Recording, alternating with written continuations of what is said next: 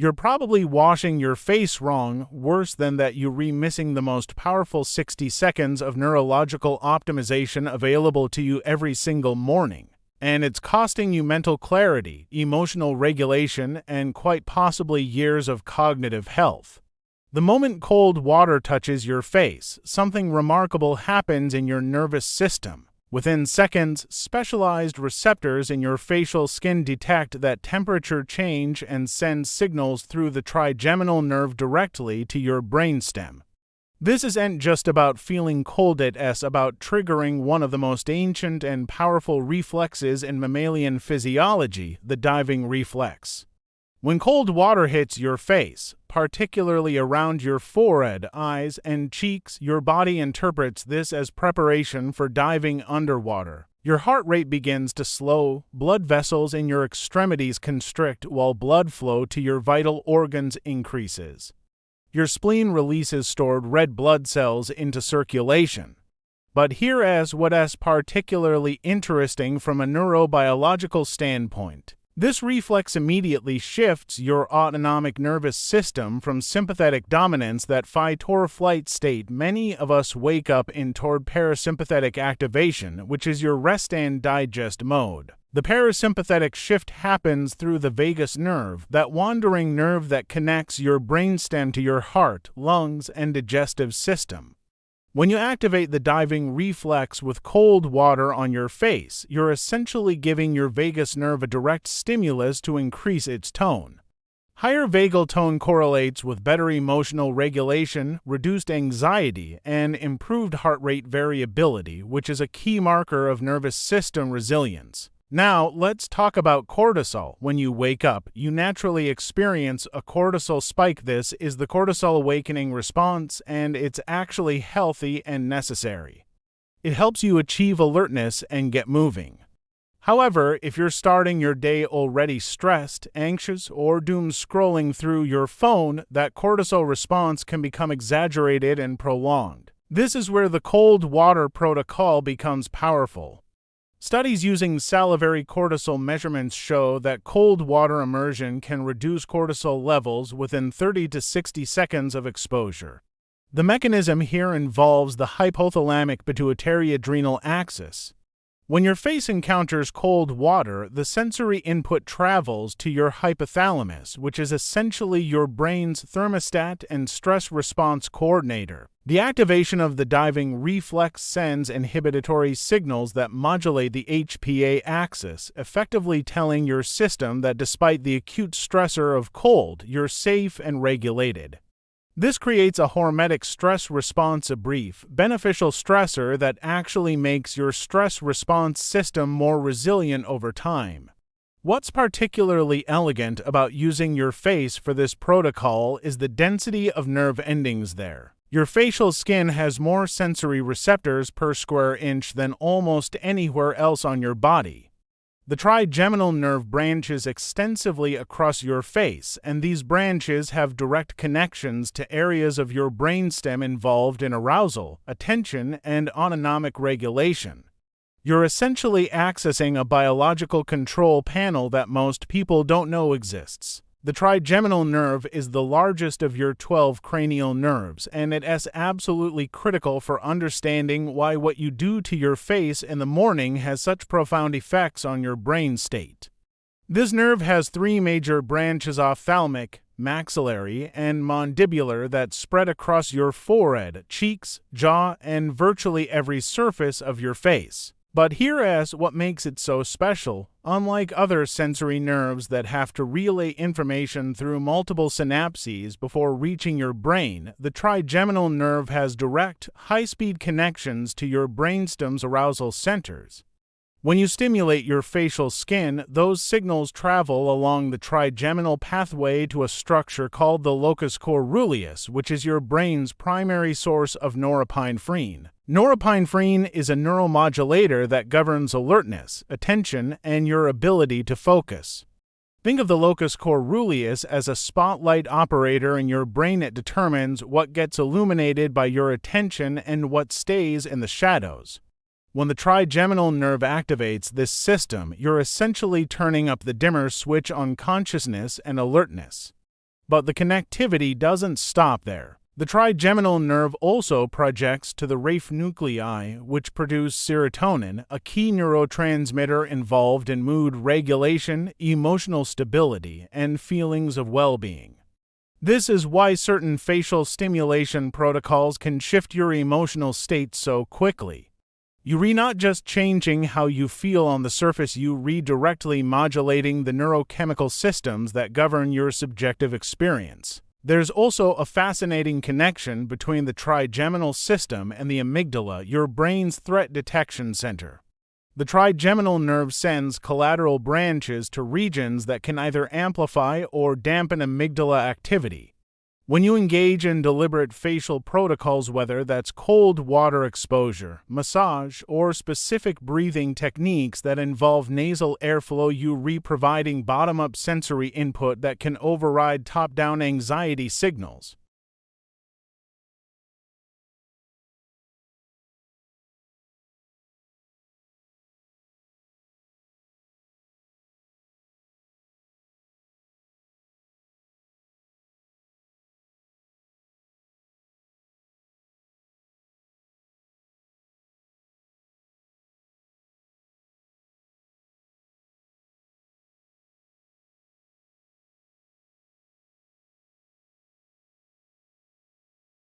In clinical settings, stimulation of certain branches of the trigeminal nerve is actually used to treat conditions like depression and epilepsy because of these powerful modulatory effects. What's particularly important for morning protocols is understanding the bidirectionality of this system. Your brain state affects your facial muscle tension. When you're stressed, your jaw clenches, your forehead furrows, your facial muscles tighten. But the reverse is also true. Changing your facial muscle state and skin stimulation patterns sends feedback signals through the trigeminal nerve that can alter your brain state. This is sensory feedback in action, and it's happening whether you're aware of it or not. The question is whether you're going to leverage this system intentionally or let it run on autopilot based on whatever stress patterns you've accumulated. When you wake up in the morning, your face is often puffy, and there's a physiological reason for this. During sleep, lymphatic fluid accumulates in facial tissues because you've been horizontal for hours and gravity hasn't been helping drain it. The lymphatic system doesn't have a pump like your cardiovascular system does. It relies on movement, muscle contractions, and manual manipulation to move fluid through its vessels. This is where morning facial massage becomes a powerful intervention, not just for appearance but for systemic inflammation regulation. The lymphatic vessels in your face are part of a larger network that drains into lymph nodes located around your jaw, behind your ears, and down your neck. When you perform gentle massage strokes along specific pathways, typically moving from the center of your face outward and downward, you're mechanically encouraging lymphatic drainage. This isn't merely cosmetic. Lymphatic fluid carries inflammatory cytokines, metabolic waste products, and cellular debris that accumulate overnight. By facilitating drainage, you're literally reducing the inflammatory load in your facial tissues. Research measuring inflammatory markers like IL-6 and C-reactive protein has shown that manual lymphatic drainage techniques can decrease these markers in tissue. While most studies focus on clinical populations, the mechanism applies to healthy individuals as well. Reducing local inflammation in facial tissues has downstream effects because inflammation is not an isolated, local phenomenon, it's systemic. Your immune system is constantly monitoring inflammatory signals from throughout your body, and chronically elevated facial inflammation can contribute to overall inflammatory tone. Now let's talk about the mechanoreceptors in your skin. Your facial skin is densely packed with different types of sensory receptors: Merkel cells that detect light touch, Meissner's corpuscles that respond to gentle pressure, Ruffini endings that sense stretch, and Pacinian corpuscles that detect vibration. When you massage your face, you're activating all of these receptor types simultaneously, creating a rich sensory signal that travels through the trigeminal nerve to your brainstem and up to your somatosensory cortex. Here's where it gets really interesting from a neuroscience perspective. The activation of gentle touch receptors, particularly the C-tactile afferents that respond to slow stroking movements, sends signals to the insular cortex and areas involved in processing safety and social touch. These are the same neural pathways activated by comforting human touch.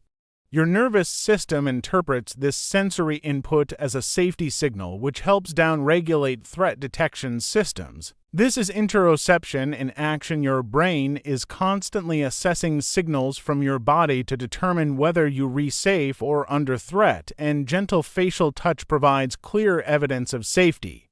The vagal nerve complex, which we discussed earlier, also responds to this type of gentle mechanical stimulation. There's a phenomenon called neuroception, coined by Stephen Porges in polyvagal theory, where your nervous system unconsciously detects cues of safety or danger.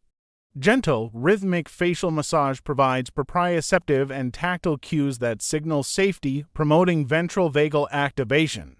This is the branch of your vagus nerve associated with social engagement, calm alertness, and optimal physiological function. You're essentially using touch to communicate directly with your autonomic nervous system, telling it that you're safe and that it's okay to enter a restorative state even while becoming alert.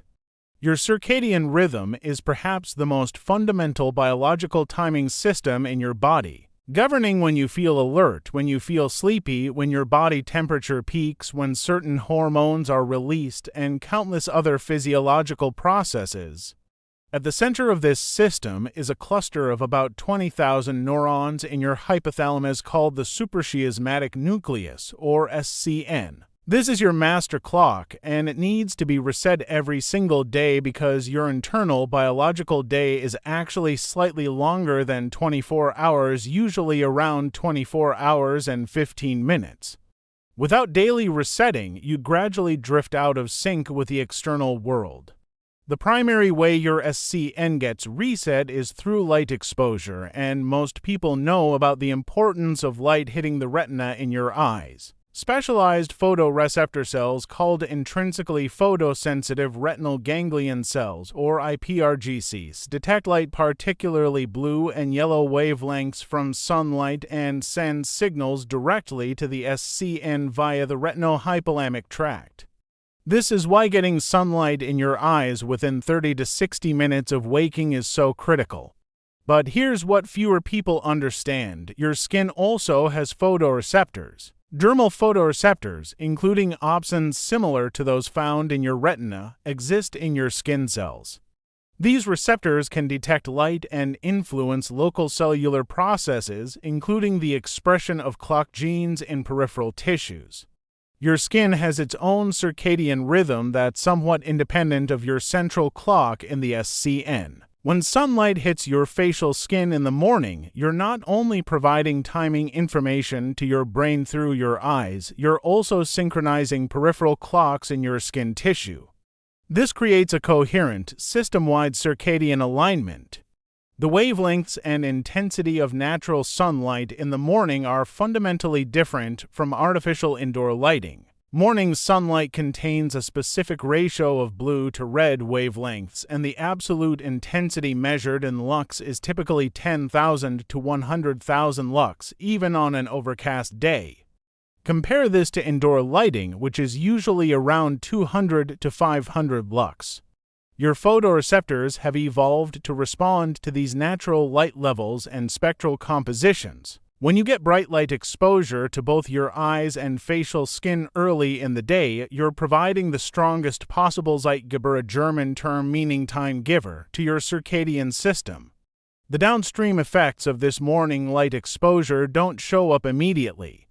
Instead, they manifest 12 to 16 hours later when your pineal gland begins producing melatonin, the hormone that makes you sleepy. The timing of melatonin onset is directly influenced by when your circadian system was reset that morning. If you get bright light exposure at 8 a.m., your melatonin production will start ramping up around 10 or 11 p.m., creating natural sleep pressure at the appropriate time. If you skip morning light and only expose yourself to dim indoor lighting, your melatonin timing becomes uncertain and often delayed, leading to difficulty falling asleep at night. There's also evidence that early light exposure influences cortisol rhythm throughout the day, dopamine production, body temperature regulation, and even the timing of hunger signals through hormones like ghrelin and leptin. Your entire physiology becomes more temporally organized when you provide this morning light signal. The relationship between your brain and your skin is not unidirectional. It is a continuous feedback loop operating in both directions simultaneously. This bidirectional communication system, often called the skin-brain axis, means that your emotional and cognitive states directly influence your skin physiology, and conversely, what's happening in your skin sends constant signals back to your brain that shape your mental state. This has profound implications for how you start your day. When you experience stress, your brain activates the hypothalamic pituitary adrenal axis and the sympathetic nervous system. This leads to the release of stress hormones like cortisol and catecholamines, which circulate throughout your body, including to your facial muscles. Your facial muscles respond by tensing. Your jaw clenches, your brow furrows, your temples tighten.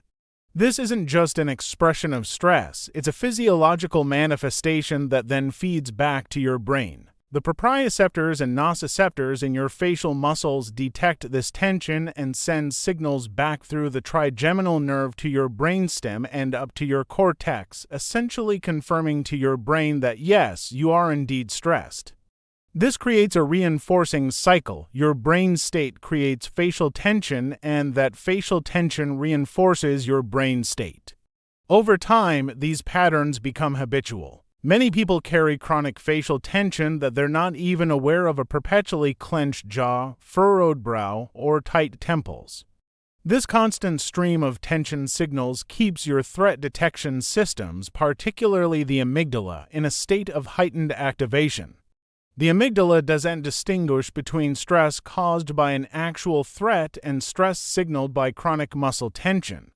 To your nervous system, tension equals danger. Research using functional MRI has demonstrated that when people deliberately relax their facial muscles, there's measurable decreased activity in the amygdala and other limbic regions associated with threat processing. This isn't merely correlation, the mechanistic pathway is clear. When you consciously release facial tension, the sensory feedback traveling through the trigeminal nerve to your brainstem changes. Instead of receiving constant signals of tension and potential threat, your brain receives signals of relaxation and safety. This sensory input can actively downregulate amygdala reactivity. There are also facial feedback effects related to emotion. The facial feedback hypothesis suggests that your facial expressions don't just reflect your emotions, they actually influence them. When you hold your face in a tense, worried configuration, you're more likely to experience anxious thoughts and emotions. When you deliberately soften your facial muscles, particularly around your eyes and jaw, you create sensory conditions that make it more difficult for your brain to maintain an anxious state. This is why practices like progressive muscle relaxation that include facial muscles can be so effective for anxiety reduction. The practical application for morning protocols is straightforward but powerful. Most people wake up with accumulated facial tension from sleep, from teeth grinding, from the stress carried over from the previous day. If you begin your day without addressing this tension, you're starting from a baseline state of heightened threat signaling. By incorporating deliberate facial relaxation, whether through massage, gentle stretching of facial muscles, or even simple awareness and intentional softening, you re-interrupting that reinforcing cycle and setting a different baseline for your nervous system. When you combine multiple interventions that each target different physiological systems, you don't just get additive effects, you often get synergistic effects where the combined impact is greater than the sum of individual parts. This is the principle behind creating a multimodal morning facial protocol that integrates cold exposure, mechanical stimulation through massage, and early light exposure. Each of these interventions activates distinct but overlapping pathways, and together they create a comprehensive stimulus that enhances cellular function at the most fundamental level, your mitochondria.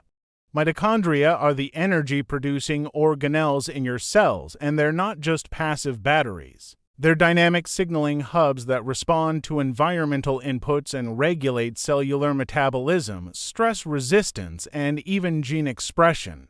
Both your skin cells and your neurons are highly metabolically active and densely packed with mitochondria.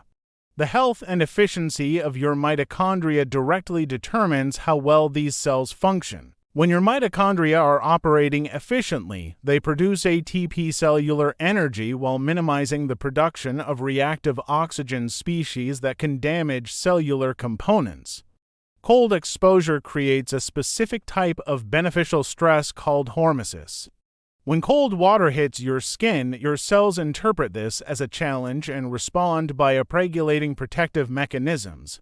One key response is the activation of PGC1-alpha, a master regulator of mitochondrial biogenesis. This protein triggers the creation of new mitochondria and enhances the function of existing ones. Studies on cold water immersion have documented increased mitochondrial density in various tissues. While most research focuses on skeletal muscle, the mechanisms apply to skin and neural tissue as well. Your cells are essentially becoming more energy efficient and resilient in response to the acute cold stimulus. Mechanical stimulation through a massage activates a different pathway. When you apply pressure and movement to your skin, you're not just moving lymph fluid, you're also creating mechanical signals that cells respond to through mechanotransduction. Cells have proteins in their membranes that detect physical forces and convert them into biochemical signals. This mechanical input can activate pathways like AMPK, which is sometimes called a cellular energy sensor. AMPK activation promotes mitochondrial efficiency and triggers autophagy, the cellular cleanup process that removes damaged components, including dysfunctional mitochondria. This is mitochondrial quality control in action. Light exposure adds another layer. Red and near-infrared wavelengths in sunlight can penetrate skin tissue and interact with chromophores in your mitochondria, particularly an enzyme called cytochrome C oxidase in the electron transport chain. This photobiomylation effect can enhance mitochondrial respiration and ATP production. While the strongest effects come from specific red light therapy devices, natural sunlight contains these wavelengths and provides a meaningful stimulus, especially to superficial tissues like facial skin. The peer-reviewed literature supporting these mechanisms comes from multiple fields: dermatology, neuroscience, exercise physiology, and photobiology. Studies on cold thermogenesis document mitochondrial adaptations. Research on massage and manual therapy demonstrates effects on cellular metabolism. Photobiomylation studies show direct mitochondrial effects of specific light wavelengths. While no single study has examined this exact combination of morning facial protocols, the mechanistic evidence for each component is robust, and the biological plausibility of synergistic effects is strong based on our understanding of how these systems interact.